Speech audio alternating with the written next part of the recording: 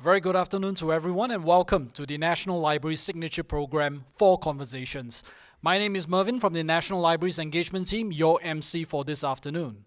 There is always something new to discover at the National Library, where we seek to ignite a passion for learning through our collections, services, and programs just like today. 4Conversations is an annual program where we bring together thought leaders to share new possibilities for the future, inspire lifelong learning, and the creation of new knowledge based on the theme of new thinking for a new world. This year, we are pleased to have with us speakers who are drivers of innovation and who have impacted society through technology. Our first speaker for this afternoon is Ms. Ling Kai. Ms. Ling is the co-founder of Shiok Meats, a cell-based clean seafood and meat company. She is also an experienced developmental and stem cell biologist. Her passion lies in using science to improve daily life, mentoring the next generation of scientists, and helping the public understand advances in scientific technology. Ladies and gentlemen, please join me in welcoming Ms. Ling Kai. Good afternoon, everyone. Let me know if you can't hear me later. So I'm Kai. I'm the Chief Scientific Officer and co-founder of Shiok Meats. I'm very happy to be here today. Thank you, National Library, for bringing me here to share about what we're trying to do for food. Have you guys all had your lunch yet? Yes, so here's some thoughts for you about where our food comes from and where it might come from in the future. So, did you guys have meat for lunch? No? Okay, anyways, so about meat. What is it exactly made of? This is an example of beef. Let me see if the laser pointer kind of works. Not really, I don't think so. Well, the meat is basically made up of fat and muscle. And in beef, it has a little bit more. You have bones and marbling in there. But most of what we eat, meat, is basically fat and muscle. And what we work on in Shiok Meats is shrimp, crab, and lobster. So if we take shrimp, for example, it's mostly just muscle, and then there is a layer of gray on the outside. That's where the fat and the skin is. So very simple, only fat and muscle. So that's basically what we really eat, because I take off the head, I take off the shells, and we eat the muscle and fat. And why should we think about the meat we eat? There is a lot of problems with how we're sourcing and how the meat is being produced at the moment. A lot of you might have seen the news over the last few years that there is a lot of fraud cases about meat, that the IKEA meatballs are not really, it's made of other things. Fish is not exactly what it says it is. And a lot of what it's labeled on your products are not what it says it is. And that's 30 to 50% here, the horse meat scandal. And what else is there? When you do intensive farming, a lot of the animals are fed with antibiotics, fungicides, harmful chemicals, and all of this come into us as we consume the meat. And this is unsustainable. That's why there's a lot more cases of health issues. Antibiotic resistance is a huge thing for everyone, and we need to think about where our food comes from. It's quite difficult, I would say, in Singapore. I never really saw any farms. I don't really know where my food comes from. It's already cooked in a dish, and that's what you eat, but that's not where it comes from.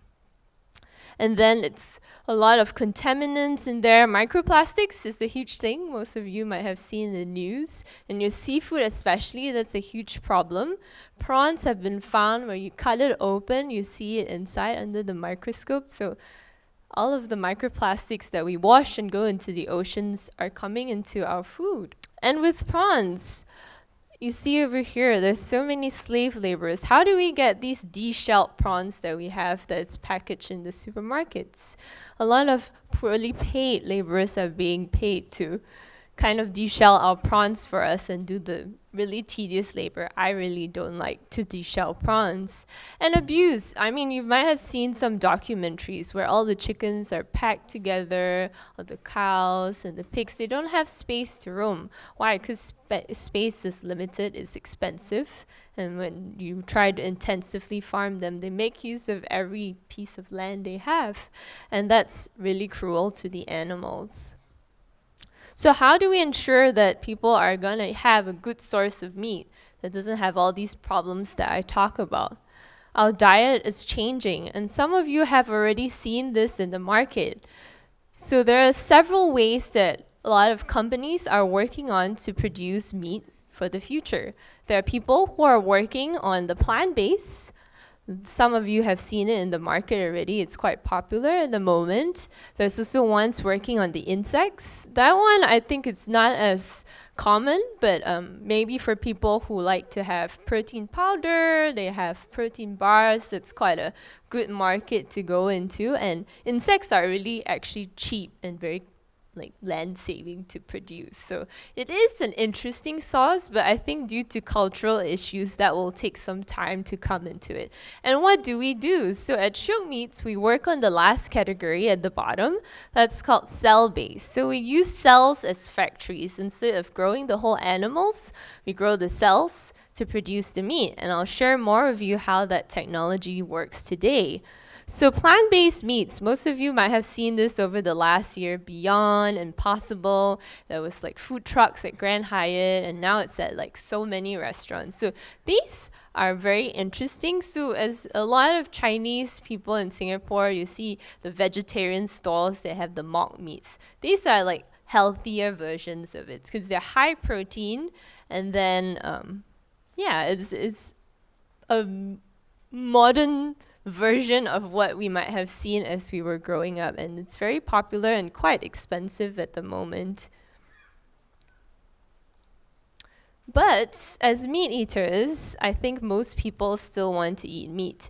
Maybe on some days it's interesting, you want to try plant-based meat, but most people still want to eat meat. And it's still a few years away, so I know it's very exciting and I really want to eat it every day as well. But at the moment, we're not in the market, and all over the world, there is none of the companies that are in the market yet. But we're here. Keep a lookout for us. We'll be here in a few years. And so why is that going to take so long? Why is it not here yet? So there's no infrastructure available for us. Cell-based is kind of a fusion of biotechnology with food, which has never been done before. There are pieces of the technology around, but it's not there yet because we have pieces of it, and now we need to use what we used to make for medical purposes, but now for food. And they're all very important, but different purposes that we have. Oops, next. Cost. Very expensive. If you might have seen in the news in 2013, the first cell-based meat patty as a beef burger was $330,000. That is very, very expensive. Now it's 6 years down the line, it's about $1,000 for a piece of patty. That's still very expensive. But, for us to eat food is for everybody to have it on an everyday basis, it is difficult for the price to be so high. So that's one of the huge obstacles for the company that we're continuously working on, because food needs to be something that, I can just take money out of my wallet and pay for it, not have to go to the bank and take cash and then, I don't have enough, I need a stack of it. So next, regulations. This is a new type of food. So regulations are not properly out there yet. A lot of countries are still talking about how they want to regulate this. They want to fuse in how they regulate for medical, pharmaceutical products, but also for food safety as well. So there's still a lot of talks about it. Singapore is very encouraging and is thought to be one of the most promising places for regulations to come in place. And then the taste and texture. So how we produce this, I'll share a bit more, but the texture will not be inherently there because what we produce first is mincemeat. So it's great, you can use it for a lot of applications, but it's not the final piece of meat that we're commonly used to.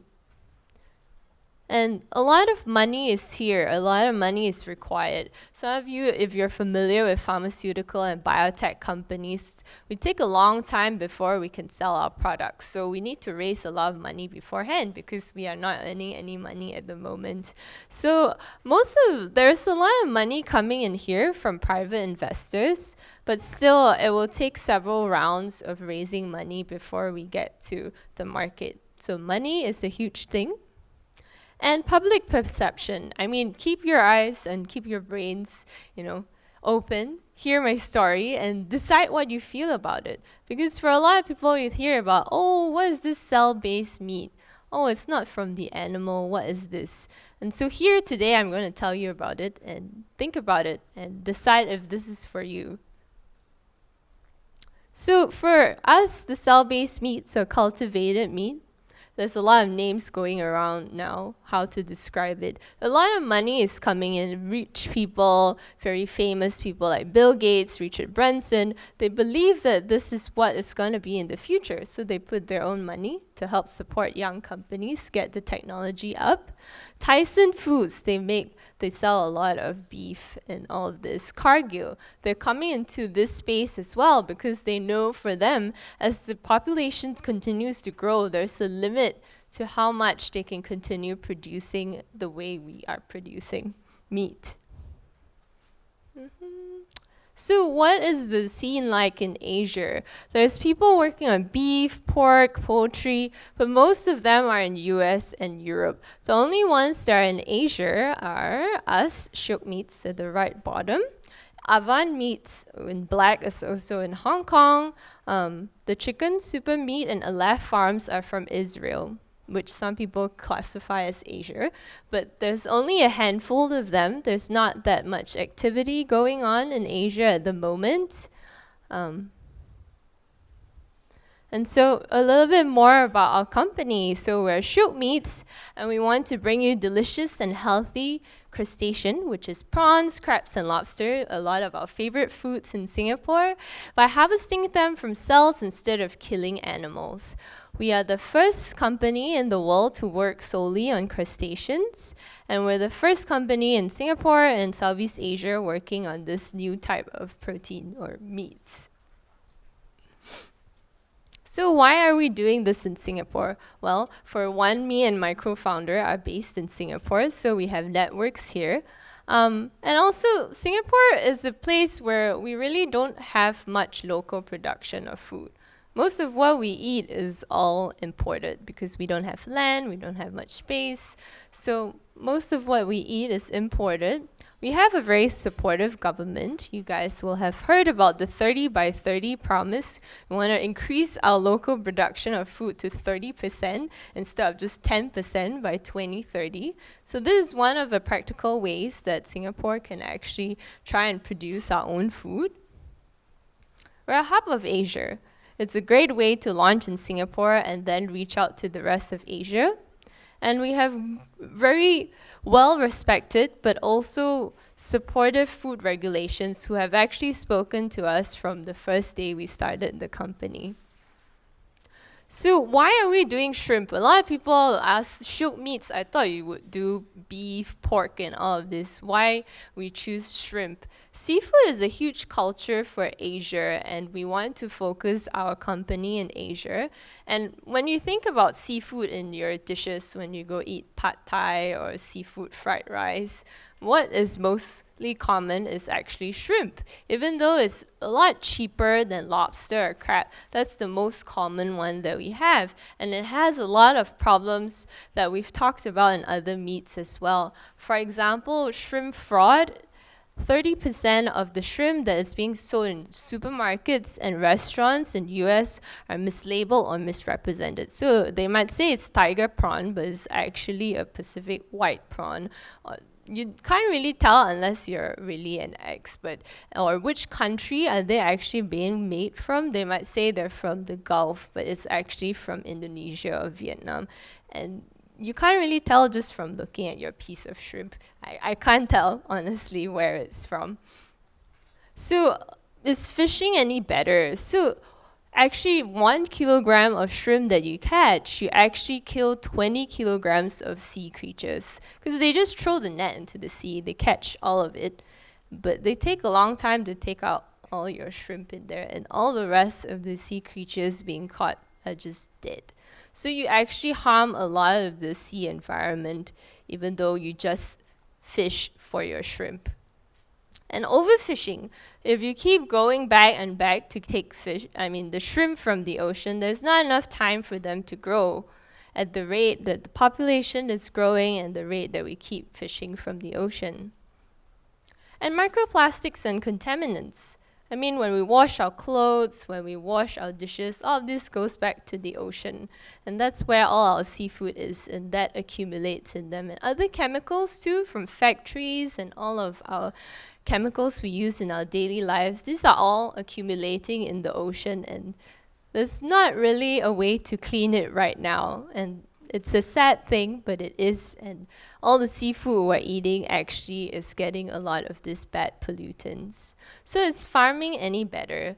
Not really. Farming, like I said, intensive, needs a lot of harmful chemicals. You need hormones, and then they put in antibiotics because they put them in a very, tight environment, and then pesticides as well. And all of them, even if you're washed after that, there's still traces on them, and we eat this as well. And in a lot of shrimp farms in the Southeast Asia, we clear off a lot of the mangroves, which are a very rich habitat for different biodiversity, and clearing it actually leads to a lot of the tsunamis that we hear about, because those are low-lying land. Once you remove the barrier, then the sea just comes and floods the area, and it harms a lot of the locals. And finally, I've mentioned the slave laborers that you need for your deshelled prawns. Most of us don't really like to peel our prawns, but to keep the cost cheap, then they don't pay their workers very well, and that's very bad. So why is our product better? So even though we work on shrimp, crab, and lobster, we started with shrimp. So we're healthier, we don't need to use antibiotics or hormones. It grows 2 to 3 times faster because we're very targeted. Like I said, meat is only muscle and fat. We no longer need to grow the legs, the head, the brains, which we don't really need to eat. It's sustainable. We don't need to keep killing. We don't need to clear off the mangroves. It's animal friendly, and it's traceable because I know the entire process. I know the first one that I take to the final process, what are the steps I took along the way. And it's all done by one party. Now we don't need to shift it around to different parties for processing.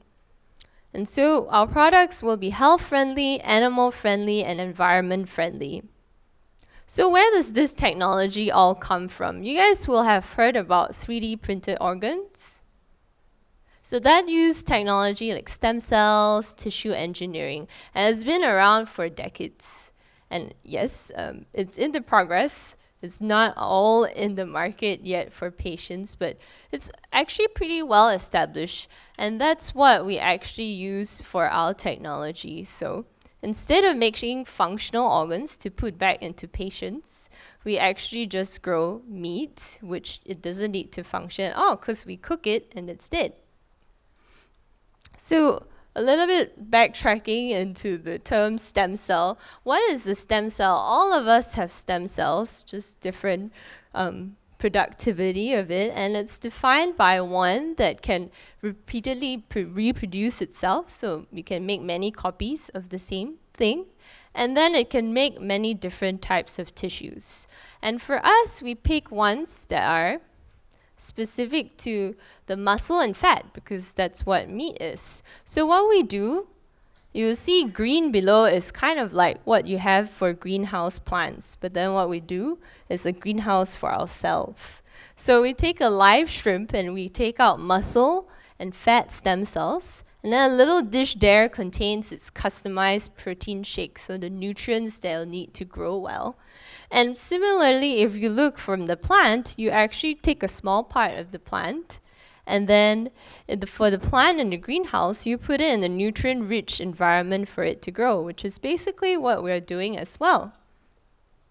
And then when we're at full scale, we'll look like a brewery, which are all of these steel tanks. But instead of making beer, we put cells and this nutrient broth in there to grow more and more cells.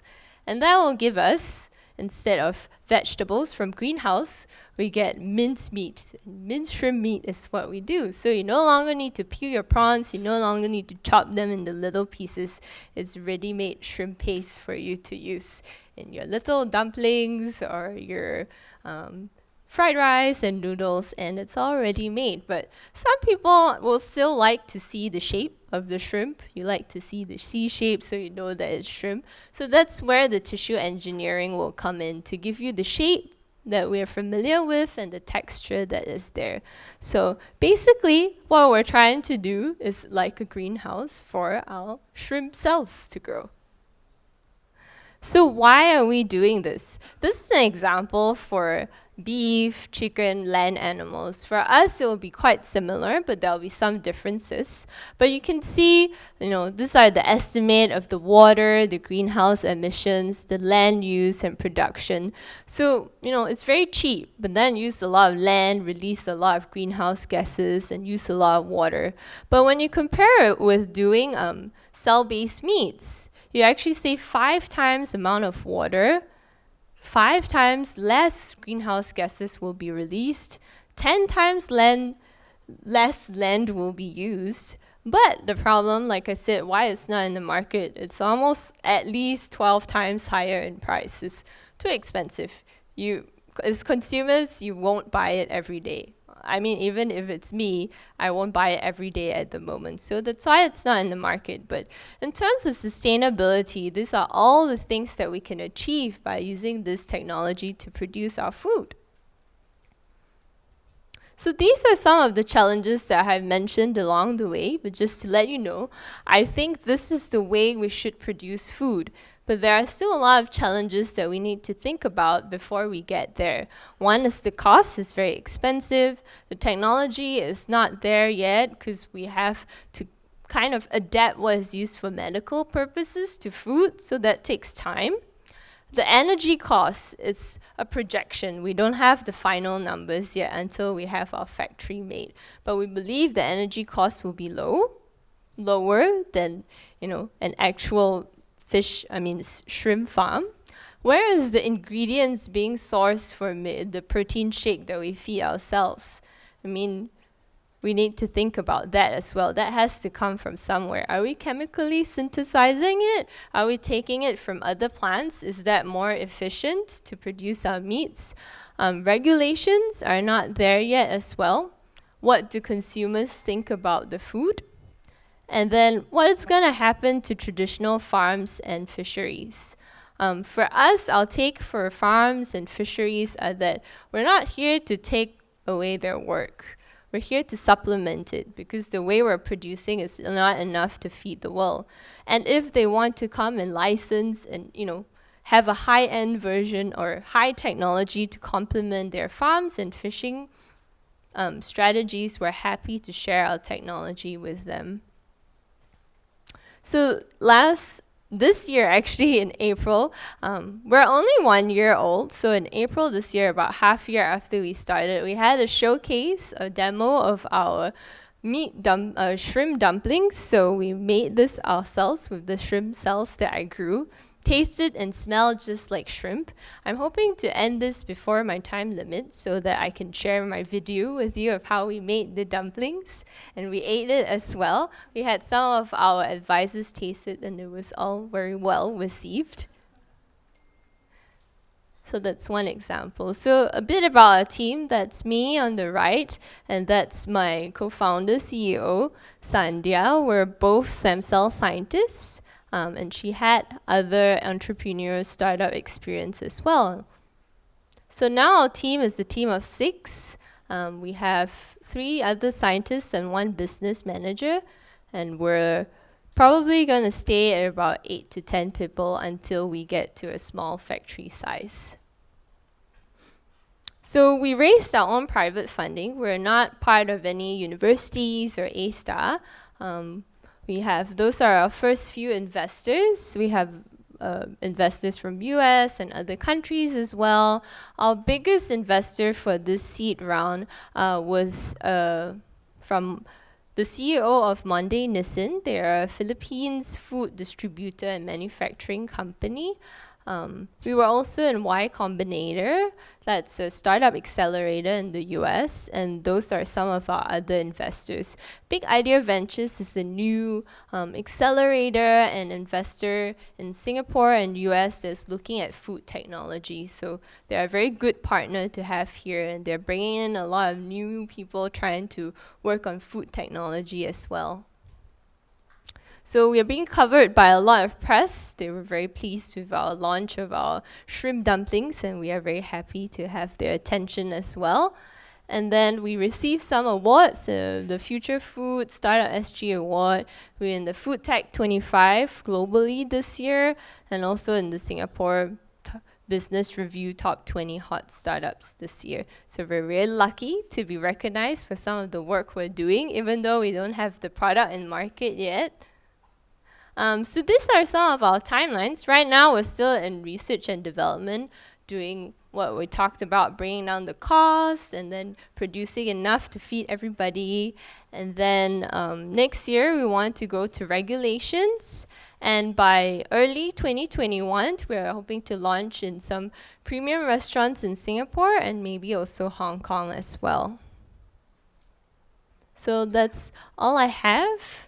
And that's my email if you want to email me and talk more. That's our website. We're also on Facebook and LinkedIn. And I hope you really think about where your food comes from and be open to this alternative new proteins, new ways to make meats for you. Thank you. Thank you, Kai, for that most shock sharing. Our concluding speaker for Four Conversations is Mr. Bojan Blecic. Bojan is the Senior Vice President and Head of Experience Design at OCBC Bank. He is responsible for making it easy for customers to do business with the bank, regardless of which channel or touch point they use. Bojan would like to inculcate a customer-centric mindset in all bank employees through the means of design. Ladies and gentlemen, please join me in welcoming Mr. Bojan Blecic. Hi, good afternoon, everyone. In the next half an hour, I'm going to give an answer to this question. I'm going to give you a flavor of what is an architect doing into a bank. I do have a background in architecture, so I'm a designer by training. And I have spent most of my career in banks. The last 10 years in the local bank, that probably all of you know, and prior to that in another bank in Switzerland, which is where I grew up. So what is an architect doing in a bank? The architect is helping the bank and mostly the customers to be able to make sense of the things that the bank is doing. And how is this happening? I'm going to share with you in a moment. I just mentioned I spent, prior to coming to Singapore, I spent another 9-10 years in another bank. It's the second biggest bank in Switzerland. It's also a global bank. I kind of found out it's always good to be working for the second biggest one, because there is a different motivation. There is willingness to do more. There is this intent and this objective to reach the top. So a lot of things happening in this environment. How I ended up here? I ended up because after school, after studying, I had a chance to really work as an architect. And if anybody of you has a chance to talk to somebody who is practicing architecture, you probably get a flavor of how hard and how tedious and how intense the job of architects can be. And this is really true, and it's like this all over the world. So I studied, I went for work, I did it for about 3 years between Switzerland and Germany. I was working in Berlin, and it was the time where almost every architect had something to do in Berlin, because it was the period where Berlin was getting ready to host again the capital city of Germany after the reunification. So they had to rebuild a lot of things, primarily for the government building. So it was kind of a mecca for architecture and architects, but at the same time it was extremely engaging and extremely hard. So after 3 years of that, I learned a lot. I realized how quickly I was growing professionally. But in terms of career, it was kind of clear that, wow, if this is going to be like that every day, not sure if I will make it to pension. It was really intense, literally physically intense. We're working 12 hours, 14 hours a day. I remember I was going to the office around 6 p.m. because I was sleeping all the way through. I was going to the office. When I was coming to the office, I was taking I was getting a quick coffee, and then I was sitting at my drawing table, and I could still feel the chair was warm, because the guy who was working before me just left and went home, sleep on his own.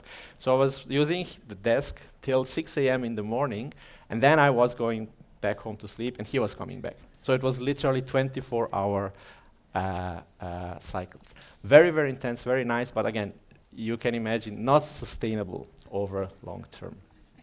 So I decided to start my own business. I found a few colleagues that were in the same situation as myself, and we started doing, at that time, internet was coming, was a very big thing. It was easy to say, oh, we are in the internet business, and people will start listening to you. So we had some little projects, we started doing websites, and after about a year and a half, we realized that we were all architects. And by being architects, we were very conscious about the quality of the design, but we were terrible business people. So we failed miserably. And somehow, luckily, we were in a conversation with somebody from this bank, and this guy said, well, I like the way you guys thinking. Why don't you do a project for us? And the project was a small thing. We worked very hard. Within a month, we delivered, and they were quite happy. But after that, they realized that we were thinking in a slightly different way. And they asked us to join and to start working for the bank. So the first project we were put on was, again, at that time, internet was coming. Google didn't even exist. Facebook was nowhere yet. It was really the beginning. But the bank had already this big idea and this big vision of creating a platform where customers would be able to apply for a mortgage online, provide all the documents that are necessary online, somehow magically scanning them, because there was not so many scanners at that time, but never mind, somehow magically scanning them and transmitting all these documents to the bank, and then getting the money disbursed automatically onto the bank account. Very nice vision. And the reason why I was put on this project, because they were saying, wow, you were working on internet, you are an architect, great, that's exactly the right thing for you. And this is where I started realizing how bank works. And what I was seeing around me was a lot of people extremely busy, working on computers, and kind of jumping from screen to screen. On one screen, Excel sheets, on the other screen, Outlook. And that was the whole way of working. There was very little exchange of information, and there was also very little understanding of what really matters for the customer. And here is where I asked the stupid question, and I said, hey, this idea is brilliant, and no reason to believe that this is not the future, but has anybody bothered to ask a customer if this is something they may be interested in? And you can guess the answer. Can you guess the answer? Yeah. The answer was, don't worry. We know what we are doing. We are working with consultants, and they are telling us that this is the best thing to do, and this is the strategy. We believe in the strategy. We have to go for it. If we are first on the market, we will be able to get the chunk of the market and everything will be fine. The result was that after about a year and a half of work, after a big chunk of money, after a lot of people coming and going, we had less than 100 people that have tried to go through this process. And out of 100, more than 50 were employees. So in other words, it was a big problem and it was a big disaster. And this is where I have kind of finally realized that there is a very, very big potential for big companies and big organizations that do not understand or do not think the same way that a designer thinks, to change the way that they operate and to change the way that they do things. I stayed there, again, for almost 10 years, and after that, the organization started becoming a little bit more aware of the risks on one side and on the possibilities on the other side of engaging with customers at the right time. As an architect, this is the first thing that you learn in school. If an architect would to help you to build your house, the first thing you do is you have to sit together, have a chat, have a coffee, and try to understand what is that the client really wants to do, and try to understand what are the constraints, try to understand what are the intent, what the dreams, family, non-family, kids, passion, hobbies, all these things have to come into the game. And then as an architect, you go back and you start scribbling, you start thinking of ideas, and after a while, what happens? You meet again. And then you show your ideas to your client. And then your client looks at you and says, yes, this is interesting, this one I like, this one I don't like. Oh, this one, you didn't get it. When I say ABC, I meant ABC. And you have not interpreted correctly what I wanted to do. So then the designer goes back, adjusts, refines, and then you meet again. And the more often you meet, the closer and closer you come to something that is really addressing and following the need of your customer. And at the end, both parties are kind of happy. So this is a very simple process that every designer is trained to do, but again, big corporations, big companies somehow decide to ignore. So after this experience, I moved into another one. And because of what I have learned in the first one, my first question here was, why do you guys want to do that? Why do you think an architect can help you? And the answer was, because we are trying to find ways to develop products, to do things that do not only have to compete on price. Because we know that if we only and exclusively look at price, when we bring something to the market, we can be successful only to the point that the next competitor comes and offers something that is a little bit cheaper. And then we will have to offer something that is a little bit cheaper. And then offer something cheaper. And this, in other words, is a race to the bottom because it doesn't help anybody. So the organization was trying to find ways to create value that was not only linkable to price. They were asking themselves, how can we create something that customers may be willing to pay a little bit more for, provided we deliver a little bit more. So when we started very, very small because, as I mentioned before, in big organizations, there is not much need for a different kind of thinking. So you can imagine yourself, a whole building asking themselves, what are you guys doing exactly? What are you here to do? And how can you help us? So we started very, very small. We started by finding small problems that we thought would be worth fixing. And one problem was this. This was, you have to imagine a whole ATM around it. This is a little part of the ATM where you're supposed to put your card to top up nets. And it's very well received. So a lot of people are using it, except for the fact that it is designed in a particular way, and it was not meant to be like that. There is this little round dot, it's a bolt.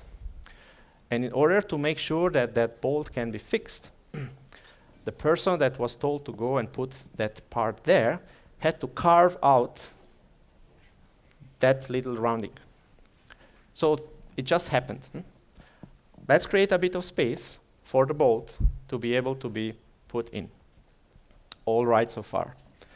Except that that rounding, it's so nice and so precise that it looks like one of the little things that you can put your finger to pull these things out. And if on top of that you write something that says place card here, not everybody, a very, very few people interpreted this in an incorrect way. And they were thinking that you can place your card here. So they tried very hard. And they tried so hard that when they tried to pull the card out, the card broke. So for 2 weeks, they were not able to use the card anymore. And on top of that, they were charged $20. Why? Because, hey, you broke the card. Huh? So not only is not the organization's problem, but the customer gets charged for it. Again, we started looking at it from a perspective of a designer, and we just thought, what if we do it the other way around? It's exactly the same. It's exactly the same cost. It's exactly the same effort. We just remove the problem. Guess what? Nobody has problems anymore. All cards work perfectly. There's no complaints. We don't have to charge anybody for anything wrong. So this is a small example that we started using to explain everybody else how thinking from a slightly different perspective, observing the customer, understanding what happens and how the customer thinks can help to avoid problems. So from there, we had more requests. And the requests were, oh, this is also broken. This is also broken. This is also broken. Can you help to fix? Can you help to fix? So nice problem, because we had more and more requests, more and more work. But we created another problem. And the other problem was the team was very small. We didn't have enough people. In fact, it was only 3 of us. And then we realized, oh, this is another challenge. The challenge was how to convince designers to go and work for a bank. And when we were asking designers, hey, we have an open position, they were all saying, you guys are crazy. I don't think this is for me. Why? Because the career path of a designer is go work for an agency after school, or do freelance after school, or do work for an agency and do freelance so I can run my own agency at some point and become my own, the owner and my own boss and become independent. So it was very hard to find people that were willing to try something new and something different. But when we were able to convince them, then they realized that, wow, this is like a universe of opportunities where there are so many things that are done in a way that are not considering the end user and the customer, and those things can be easily improved. So the colleagues from the bank that they were coming to us and were saying, can you fix this, can you fix this, can you fix this? Sometimes we were able to fix things, and sometimes we were not, because those things were so broken that it would have been easier to throw it away and to build it from scratch. But if you have put a year of work or a lot of passion into your product and you hear somebody telling you we cannot fix it, of course you're not so happy about it.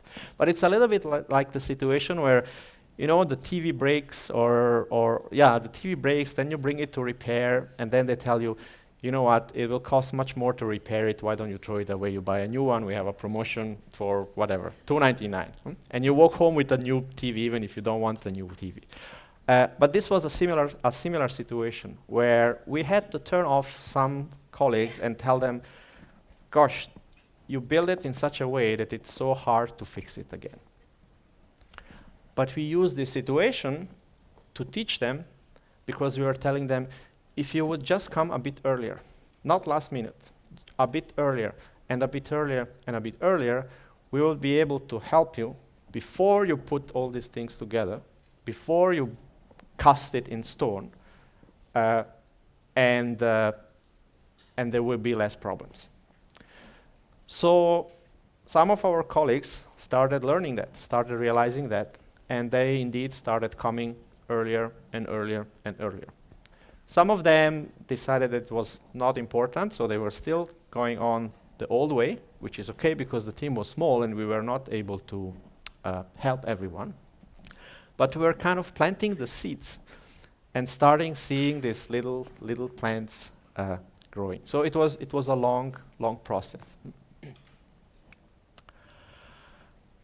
Those that have come as early as possible, they have realized that their products, their services, their ideas were much more effective. So they made themselves more successful, and they were making customers happier and less frustrated and less concerned.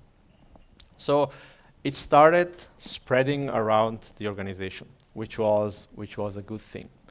But it was really the result of a process, of several steps of trying and doing and retrying and also letting people fail sometimes, because otherwise it's very hard to convince yourself. So most of these projects, technology was somehow involved. It was about the app, it was about the website, it was about the ATMs, it was about account opening. You go to the branch, you sit in front of somebody who is hiding behind the screen and just for half an hour is asking you things, and then you walk away with an account. There was always some part of technology involved. But the big aha moment, or the big finding, was that it was not by working on the technology that we were able to make technology better. It was working on how people perceive technology and what are the things that matter for people that are expected to use technology. In other words, again, the human part of technology, the frustration that comes out of technology, the time that it takes to learn or to understand something, the clarity and the ease of being able to use something, the immediate value. Oh, I can realize it really does what it promises, therefore I have more reasons to use it again and again and again, versus no, I give it a try, it's not working, suddenly I have tons of reasons why I should not use it. It was really about understanding how humans, how people work, and how we take decisions, and what are the parts that need to be considered in building, in constructing, and delivering technology. In other words, was about finding ways to design for the emotions. And the emotions are, again, positive as negative. So how to amplify positive emotions, and how to reduce or prevent or avoid negative emotions. And I'm thinking, for example, frustration. If you do something, if you are on a website and you try to find something and you cannot find it, usually it's not because of you, it's because of the website. Because the website is organized in a way that doesn't fit, doesn't overlap with the way that you think of things. Usually the website is organized by the people that have done the website, and they may think in a different way. Technology keeps advancing. Our brains have not grown since 40,000 years. It's always the same. Unfortunately, it's like that. We have been able to learn more, we have been able to see, to do more things, but the key principles that drive the way that we behave, our emotions, the way that we take decisions, are always the same. And this is where friction and tension can happen. If you forget that, and if you think that everybody is like a computer, It's just enough to have a new version of the app, a new software, and everything will be possible. This is where we have big challenges. So being able to bring back this point of view in all the projects, in all the products that we have been working on over years, in order to make sure that, again, the consumer, the customer, at the end of the day, can make sense of what we have, can use it, can appreciate it, can extract value out of it. This is the reason why the bank has an architect that is helping you. At the heart of each transaction is trust. This is what we tend to forget.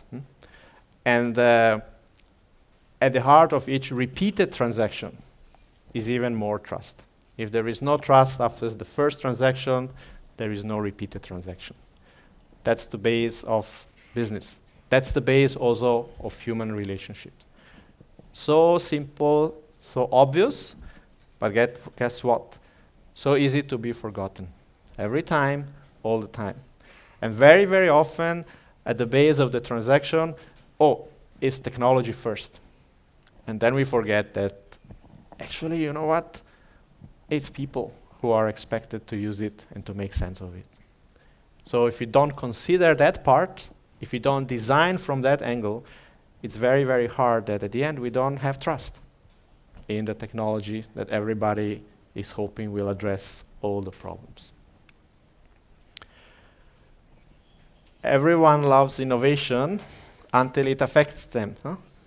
Of course, nobody will say, no, we should no, we don't want progress, we don't want to innovate, we don't want to change. But then at some point, when it is about changing our own behavior, changing the way that we do things, that we have been doing things, changing our habits, it always requires energy. Ignoring this leads to the same challenges, to the same problems that I was talking about. That we do things, we build things, we spend energy and effort, and then we miss the point. We don't have the adoption that the service, that the product would deserve to have. And ultimately, if you don't understand people, if you don't understand how we operate, how we think, how we decide, what matters to us, it's very, very hard to design and to build something that creates value. Just because it does have some kind of value for us or for the organization does not necessarily mean it has value for everyone. It's about these three things. It's about meaning, so the meaning of the user, of the customer. What does it really mean? It's about the context, so where do we apply these things?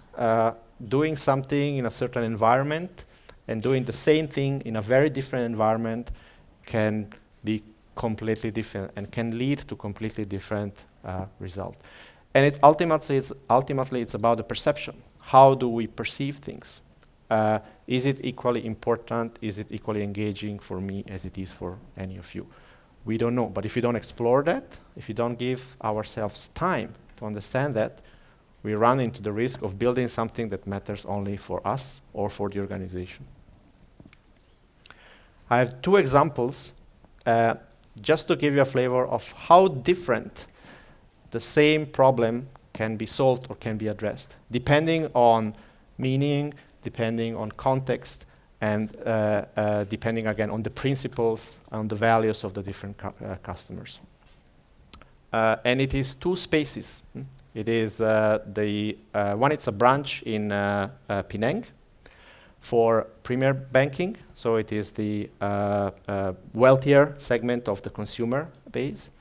And the second example that I will share is a branch here in Singapore at NUS, at the university campus, and this one is primarily for students. So two very different groups of users and customers, and therefore two very different approaches.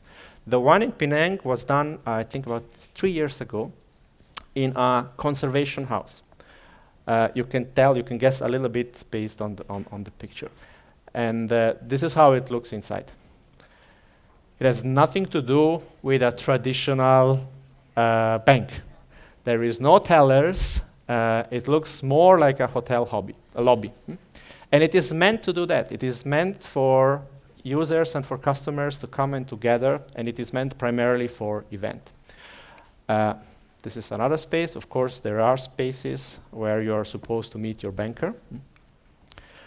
And this is the day of opening. And why I'm sharing this picture is because we never had so many people coming and visiting. Why? Because it's totally unspectacular, usually. No? It is just one more branch. Why do we have so many people showing up in Penang? For many reasons. Because there is a very strong community there, because historically the bank has been doing a lot of business there, because the customers have been customers for a lot of time, and also because the way that we have constructed and built the whole space is somehow reflecting and resonating to the culture of the space around there. And we have seen that it works because of the amount of visitors that we have. And the branch managers over there keep telling me every month that they can't believe it. Every week there is 20, 30 people that just walk in, like that. So, unheard. Usually it doesn't work like that. Usually you need to give vouchers to everyone and have promos and go and poke and have some kind of crazy things. So how is it possible that suddenly the trend, it inverts? And is it possible because, again, we found ways to make something that resonates to the group of customers that we have been doing business with and that we want to keep doing business with. This is NUS. For the, this is the Frank store. We don't even call it branch, we call it store. Why? Because if you go and tell young people come into the branch, they run away. But if you go in a mall on Saturday, you see there's plenty of young people walking in and out of stores, because that's what matters. So we started by reframing the problem and by saying, let's put this away, the idea of branch away for a moment, and let's think and rethink completely from a different perspective, through the lens of somebody who is in the 18s or 20 or 22 years old. And when we spent time and engaged with this group of people, guess what they told us? We were saying, hey, if we would be able to improve the space somewhere around at university and we would be able to do something from the scratch, what are the things that would make sense? And so they told us three things. They said, when we study, when we prepare for exams, there is no space. All the seats are taken. We study long hours, so if there is a chance to get some coffee and some power plugs, so we can use our chargers and our devices, it would be great. If on top of that, the space could be a little bit fresher and not so hot as sitting outside, because we can sit outside, there is enough space, then it would be perfect. So we took these 3-4 simple things and we constructed around it a space.